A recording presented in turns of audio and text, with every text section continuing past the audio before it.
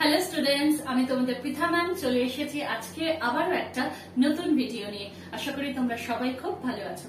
তো চলো ক্লাস, আজকে যেটা আলোচনা করব দেখে নাও।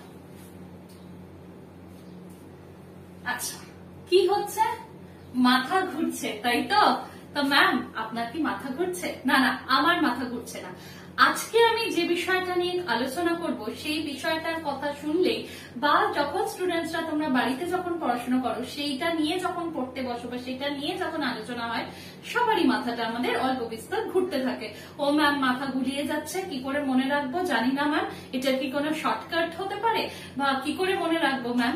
তো সেই জন্যই ক্লাস আমি তোমাদের আজকে একটা শর্টকাট ট্রিক্স শিখিয়ে দেবো। তো চলো ক্লাস দেখে নেওয়া যাক।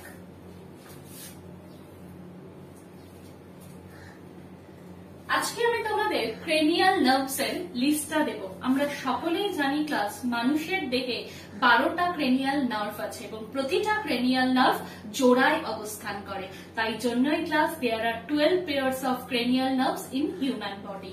তো এই যে 12টা ক্রেনিয়াল নার্ভস এবং প্রতিটাই জোড়ায় রয়েছে, তো এই 12টা ক্রেনিয়াল নার্ভস এর মনে রাখার শর্টকাট ট্রিক্স দেখো।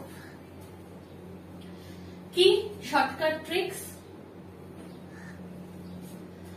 Only one of the two athletes felt very good, victorious and healthy. তো ক্লাস, আমি প্রত্যেককে রিকোয়েস্ট করব তোমরা সবাই এই লাইনটা মনে রেখে দাও। Only one of the two athletes felt very good, victorious and healthy.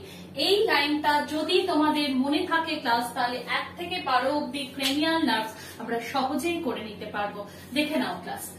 Only, the first word is only. তো দেখো, only শুরু হচ্ছে ও দিয়ে, শেষ হচ্ছে y দিয়ে।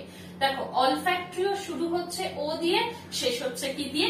y দিয়ে। তাহলে ফার্স্ট ক্রেনিয়াল নার্ভ কি হয়ে গেল? olfactory. সেকেন্ড ক্রেনিয়াল নার্ভ দেখো কি আছে? ওয়ান মানে হচ্ছে অপটিক। দেখো, ওয়ান ও দিয়ে শুরু, অপটিকও কি দিয়ে শুরু হচ্ছে? ও দিয়ে। তারপর দেখো আছে হচ্ছে অফ। তো অফ ও দিয়ে শুরু। থার্ড যেটা অকিউলোমোটর, সেটাও কি দিয়ে শুরু হচ্ছে? ও দিয়ে। তারপর দেখো দা কি হচ্ছে? ট্রক্লিয়ার। টু তাহলে কি হবে? ট্রাইজেমিনাল। ঠিক আছে। তারপর কি হচ্ছে দেখো ক্লাস? অ্যাটলিক্স শুরু হচ্ছে এ দিয়ে। তাহলে ক্রেনিয়াল নার্ভসটাও কি দিয়ে শুরু হবে? এ দিয়ে। নাম কি হয়ে যাচ্ছে? অ্যাবডুসেন্স। তাহলে 6th cranial nerve in abducens. Next 7th দেখো, ওয়ার্ড ইজ ফেল্ট শুরু হচ্ছে এফ দিয়ে। দেখো, ক্রেনিয়াল নার্ভটা কি? ফেসিয়াল। কি দিয়ে শুরু হচ্ছে? এফ দিয়ে। তাহলে 7th ক্রেনিয়াল নার্ভ কি হয়ে গেল? Facial nerve. বোঝা গেছে? আচ্ছা, 8th ক্রেনিয়াল নার্ভ কি দিয়ে শুরু হচ্ছে? ভি দিয়ে শুরু হবে, মনে রেখে দাও। এই যে ভেরি শর্টকাট দিয়ে দিয়েছি। তো ক্রেনিয়াল নার্ভের নামটাও দেখো কি হচ্ছে? ভেস্টিবিউলার। Vestibular cochlear.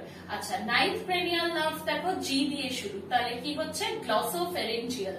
10 হচ্ছে ভিক্টোরিয়াস, ভি দিয়ে শুরু, তাই হচ্ছে ভেগাস।